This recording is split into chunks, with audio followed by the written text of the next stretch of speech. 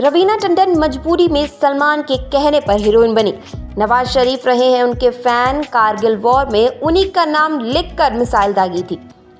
तो चीज बड़ी है मस्त मस्त और आंखों से गोली मारे जैसे न जाने कितने गानों को अपने बेहतरीन डांस मूव से एवरग्रीन बना चुकी रवीना टंडन आज 49 साल की हो चुकी हैं।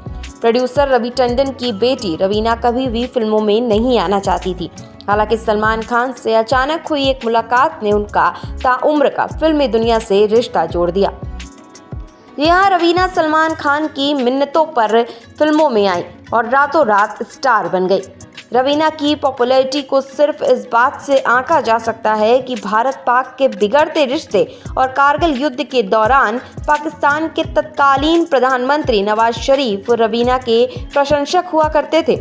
यही कारण था कि पाकिस्तान के हमले के जवाब में भारतीय वायुसेना ने रवीना का नाम लिखकर एक मिसाइल दागी थी। 26 अक्टूबर 1972 को रवीना टंडन का जन्म बॉम्बे में हुआ था। उनके पिता रवि टंडन पॉपुलर प्रोड्यूसर थे। बचपन से ही फिल्मी हस्तियों का घर में आना जाना लगा रहता था। वो करीब 3 साल की थी जब उनके पिता ने ऋषि कपूर और नीतू कपूर के साथ फिल्म खेल खेल में बनाई थी। रवीना ऋषि कपूर को इतना पसंद करती थी कि उनके आगे पीछे घूमा करती थी। इसके बाद 1979 में ऋषि कपूर ने फिर उनके पिता की फिल्म झूठा कहीं का में काम किया।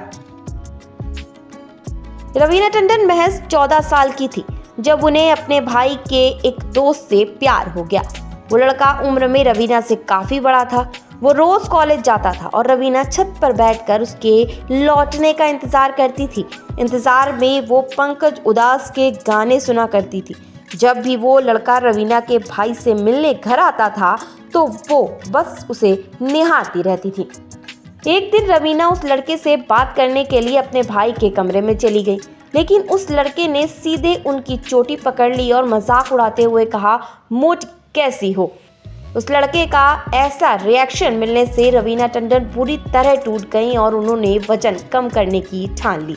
वो रोज टहलने जाया करती थी जिससे एक दिन उस लड़के को पतली होकर जवाब दे सके।